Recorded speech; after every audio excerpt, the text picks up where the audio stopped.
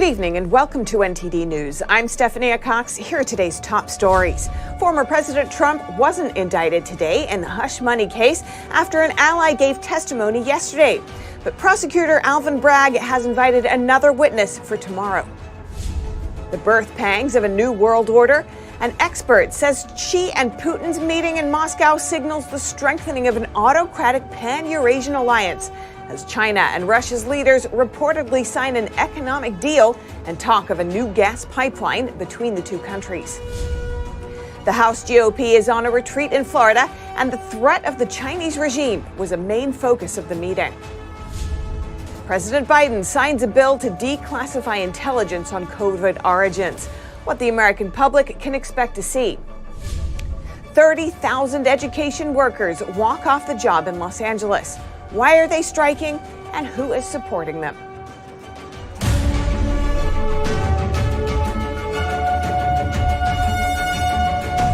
No indictment today in the probe of former President Trump.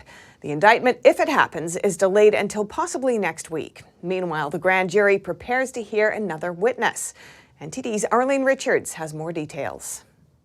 Former President Donald Trump will not be indicted today, but a source said it could happen as early as next week. Meanwhile, New York City police are preparing for the worst. The grand jury is expected to hear additional witness testimony on Wednesday, but law enforcement is still concerned about safety. The former president on Saturday called on supporters to protest. On Monday, law enforcement officials met behind closed doors to discuss the logistics of closing down streets and adding extra police and barriers following a possible indictment. The grand jury has been probing Trump's alleged involvement in a $130,000 hush money payment made in 2016 to adult film star Stormy Daniels. Daniels says she had an affair with Trump in 2006, which he denies. Meanwhile, a Trump ally said on Monday that the key witness is a liar. Attorney Robert Costello testified before the grand jury for more than 2 hours. He then told reporters that Michael Cohen, Trump's former attorney, was a liar. Cohen had testified to the Manhattan grand jury on March 15 and is considered a key witness against Trump. Costello said there can be no doubt in anyone's mind that Michael Cohen has great difficulty telling the truth. One of Trump's attorneys said she was impressed with Costello's testimony. I think it was important. I was very impressed by him. I think he did the ethical thing that he should do, and it was it says a lot about their key witness. In 2018, Cohen was sentenced to 3 years in prison after pleading guilty to lying to Congress, as well as campaign finance violations and tax evasion. Cohen said in response that Costello's comments were fantastical and that the payment was made at Trump's direction. Trump blasted his former attorney in a Truth Social post on Tuesday, calling him a fake storyteller who he refused to give a presidential pardon. Meanwhile, New York District Attorney Alvin Bragg's office responded to a request from House Republicans for information on the investigation. The office told news outlets, "We will not be intimidated by attempts to undermine the justice process." Representative Jim Jordan told reporters on Monday that he doesn't think Trump broke the law. DOJ wouldn't take the case. Federal District of New York didn't take the case. Cy Vance wouldn't take the case. Bragg didn't want to take the case. And then what changed? President Trump announces he's running for president. It's unclear who will be providing testimony on Wednesday and what additional information will be provided. But prosecutors made it clear yesterday that they didn't want additional information from Cohen. Arlene Richards, NTD News. And in international news, Japanese Prime Minister Fumio Kishida made a surprise visit to Ukraine today. His visit comes at the same time that the leader of the Chinese Communist Party, Xi Jinping, is visiting Russia. Japan's government said Kishida's trip was to show Japan's unwavering support for Ukraine. So far, Japan has given over $7 billion to Ukraine, and Japan has accepted more than 2,000 displaced Ukrainians. Tokyo also joined the U.S. and European nations in sanctioning Russia over the war. And meanwhile, Xi and Putin signed a new agreement today to expand their economic ties at a meeting amid 3 days of talks between the two leaders. Putin also said they've been discussing a new project, a pipeline between the two countries. That's according to the Financial Times. A joint statement accuses the West of undermining global stability and accuses NATO of barging into the Asia-Pacific region. On Ukraine, Putin praised Xi for a peace plan he proposed last month and blamed Kyiv and the West for rejecting it. But Xi barely mentioned the conflict at all, saying that China had an impartial position, to which the White House said China's position is not impartial. It urged Beijing to pressure Russia to withdraw from Ukraine's sovereign territory to end the war. And earlier today, I spoke with Brandon Weiker on this topic. He's a geopolitical analyst, senior editor at 1945.com, and author of Winning Space: How America Remains a Superpower. Brandon Weiker, welcome to our show. Thanks so much for joining us. Now, Xi and Putin are deep in talks, in part over China's claims of seeking to support peace in Ukraine. What do you expect to come of these talks? Well, thank you for having me. It's a pleasure to be here. I would expect a greater alliance to be born out of this new entente that's happening right now. This is not a minor or temporary thing. I know people in Washington, D.C., they've been hugely embarrassed by this, so they're trying to downplay it. This is not a one-off. This is the birth pangs of a new world order. It is a kind of an autocratic pan-Eurasian alliance that's being built with Beijing at the hub, as the hub of this alliance, but Russia is going to be a very important component of it. Russia has for years wanted to pivot to Asia. We've been talking about doing that in the United States. They've for years wanted to do that, Putin and his Siloviki, and now this is the perfect excuse. And so we can anticipate a new world order being birthed. It's not going to be American-led and unipolar any longer. It is now going to be multipolar, and Russia is basically signing on to become part of China's new growing Eurasian-wide empire. And so we can anticipate the Ukraine war will not end anytime soon. And if it does end, it will not be in Ukraine or NATO's favor. So this isn't really a sudden break per se. This is more of a coming out party. They've been planning this for years. It was just a question of timing, and now it's the time is now. Xi and Putin signed an agreement to expand their economic ties today. We don't know all the details about that yet, but it could include plans for a gas pipeline from Siberia to China.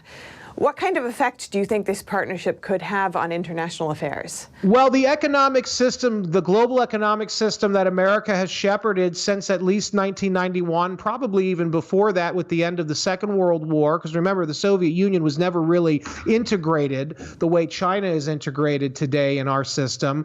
But it is now a bifurcated, at the very least, a bifurcated system where you have the Chinese sort of developing countries of the world led by Beijing, however nominally, and now Russia as well joining that sphere, versus the developed countries, which are very much declining and they're aging and they're really not doing so well. Yes, we have a lot of upfront cash, but how deep is our economic capacity? Well, as we're seeing with what's going on in the American economy, it's not so good. And if we don't get it right with these bank bailouts, or if we default on our debt, as we're probably going to do this summer with the debt ceiling fight in Congress in the United States, that's only going to add fuel to this fire that Beijing has started, in which they're trying to basically divorce the world from the U.S. dollar, divorce the world from America's economic hegemony, because they realize if they can create a new system, a new economic model that's led by Beijing, they've basically stunted or weakened the American military threat, because our military only is as effective as our economy will allow it to be, will fund it to be. And so if China and Russia can get together and use energy as the beginnings of this new system, they're going to do that. Already Vladimir Putin, I think it was yesterday, announced that he wants to start trading oil in yuan, Chinese currency, that he wants to start doing more with Chinese currency. And we're all laughing about it here in the West, but big things have small beginnings. And as the American economy declines and looks less and less attractive, and as we use our economic superiority to go after Russia with sanctions, a lot of the developing world doesn't like that. And they're looking to China to shield them from potentially suffering some similar fate to what these other rogue states have suffered in the last 15, 20 years. So America's really hoisted itself by its own petard.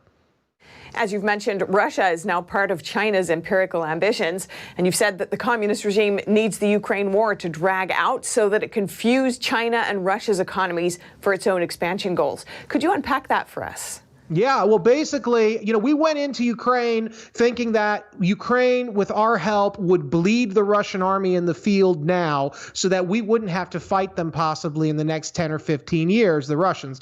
Well, the Chinese are looking at Ukraine the same way, except on the other side. They're saying, hey, look, we can break Russia. The Americans and NATO can break Russia's army in the field. That makes Putin more dependent on Beijing. That means Beijing gets access to all that raw material, all of that resources that Russia is sitting on, notably in the Russian Far East that's sparsely populated.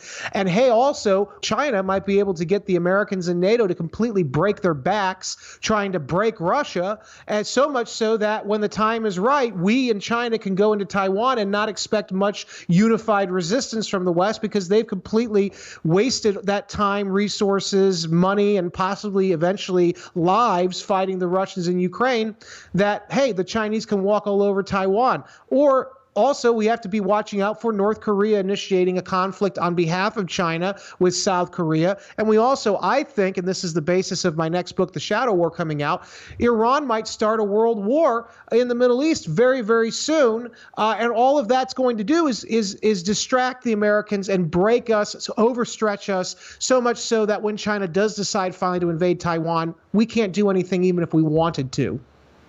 And so what do you think the U.S. needs to do now to protect its power? Well, it's an unpopular opinion, but the U.S. needs to seriously withdraw from Ukraine. I think that we need to encourage our friends in Poland to send a very large force to Polonize Galicia. That's Western Ukraine. Basically, the Russians went in wanting to destroy any semblance of a Ukrainian independent state. They've already achieved that objective. It's a question of whether it happens now or in another 6 months. It's going to happen. And so we need to draw a real line of control in Ukraine, and the Poles need to be the ones to do it. And we need to tell the Russians, hey, look, you can have Eastern Ukraine, you can have Crimea. You've had it since 2014 anyway.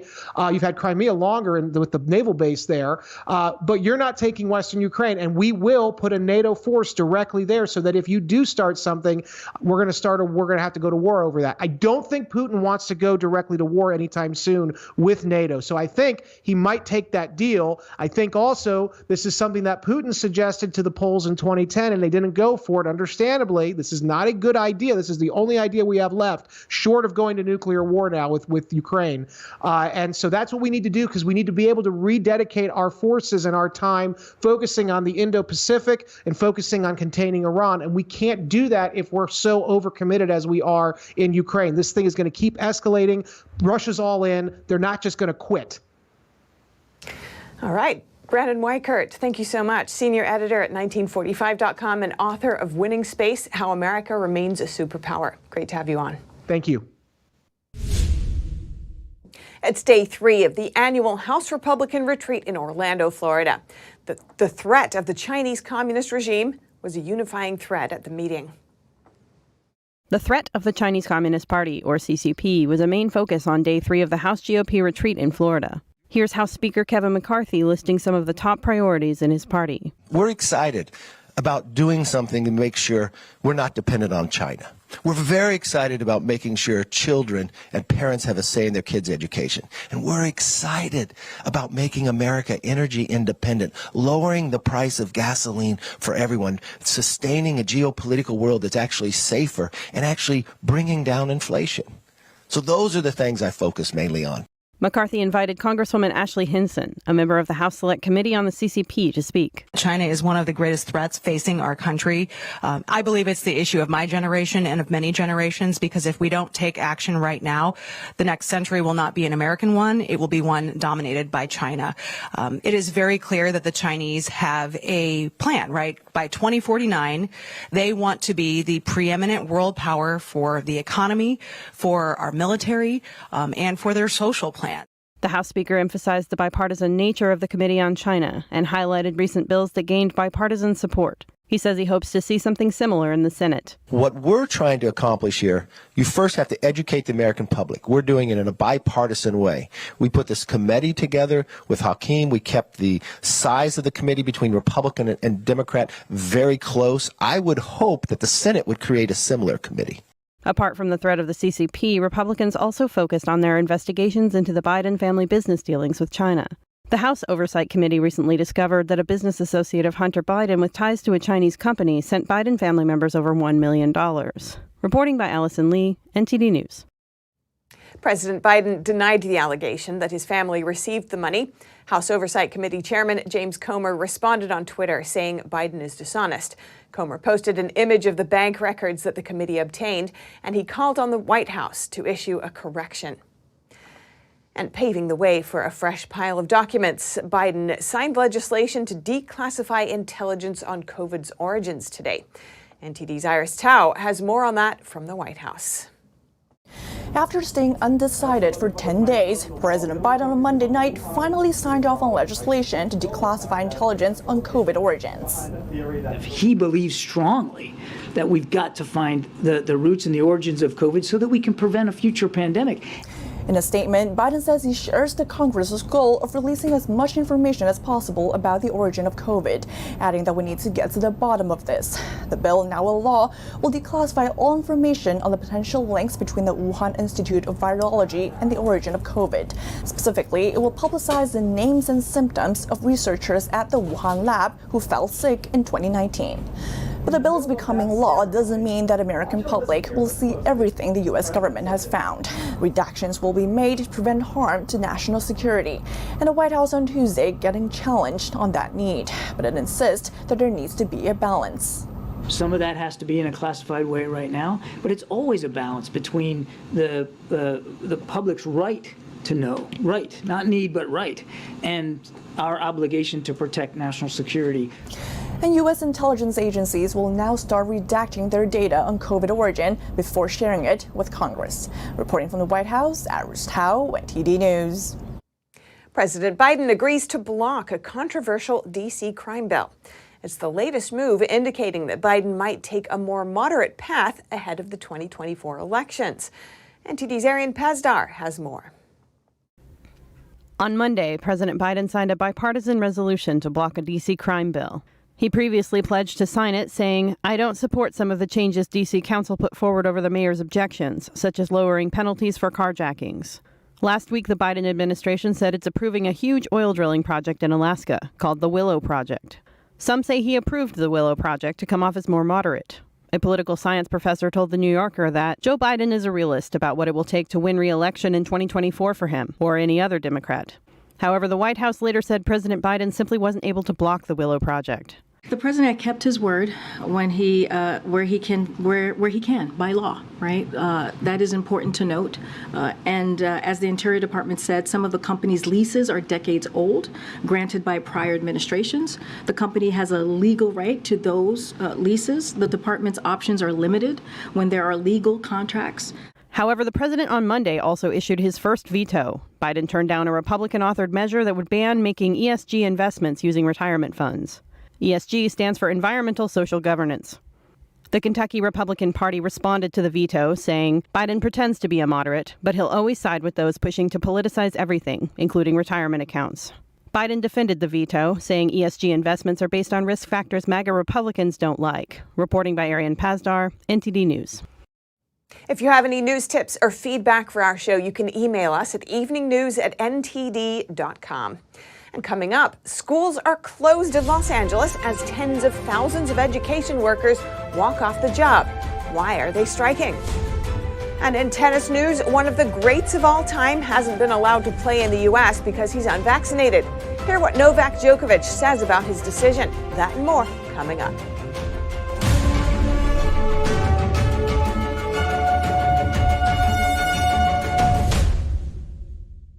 Shen Yun Creations, the streaming platform from Shen Yun, featuring world-class dance, past programs, and all original music.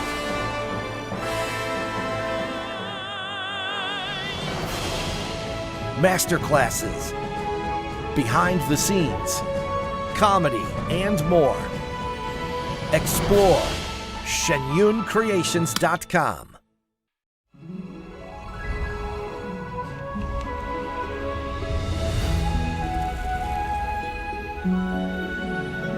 Miss NTD, the first NTD Global Chinese Beauty Pageant.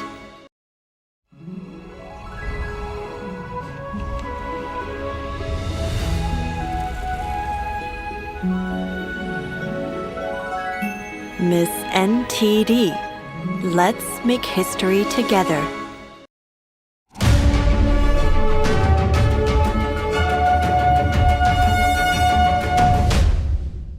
And the second largest school district in the U.S. canceled classes on Tuesday for what could be a 3-day strike. About 30,000 Los Angeles education support staff, backed by a teachers' union, refused to cross their picket line. NTD's Jackie Rios has that story. With labor talks at a standstill and no new negotiation scheduled, LAUSD campuses will be closed Tuesday and likely through Thursday as service workers begin a planned strike, leaving more than 400 students without classes. In pouring rain, 30,000 workers represented by the Service Employees International Union Local 99 began picketing to demand better wages and working conditions. And it is to protest the unfair labor practice of the district. That means that while workers were demanding better wages, more cleaning staff so the schools can be clean.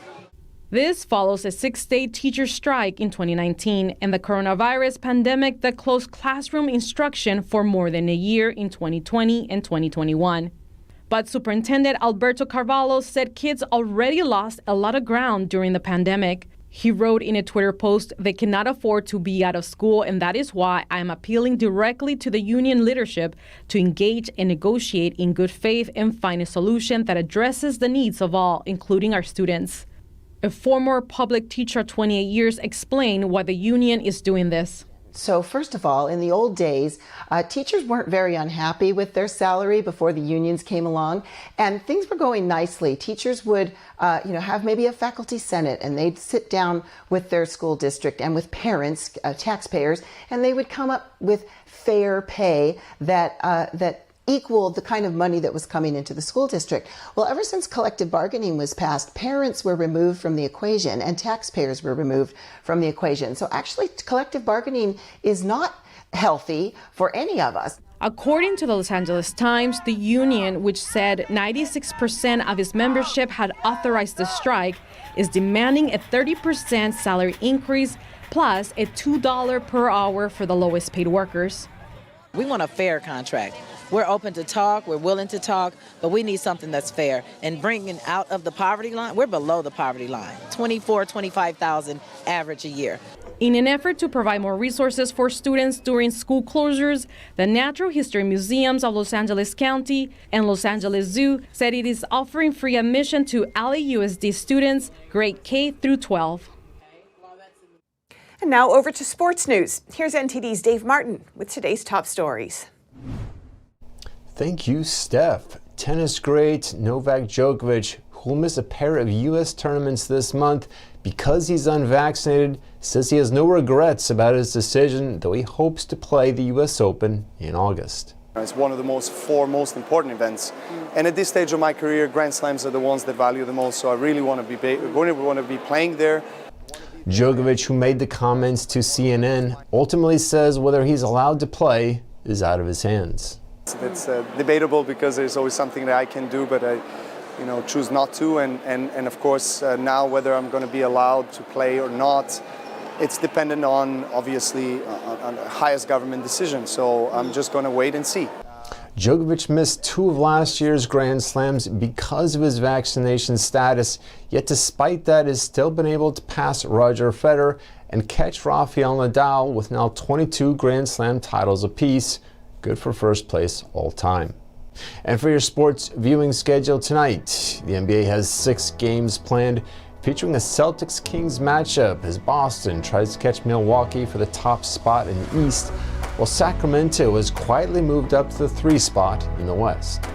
Meanwhile, in the NHL, busy night. 26 teams are in action, including 3 of the top 6 clustered in a tight race in the West, as Minnesota, Dallas, and Vegas all play tonight, while just 4 points separate the top 6 teams.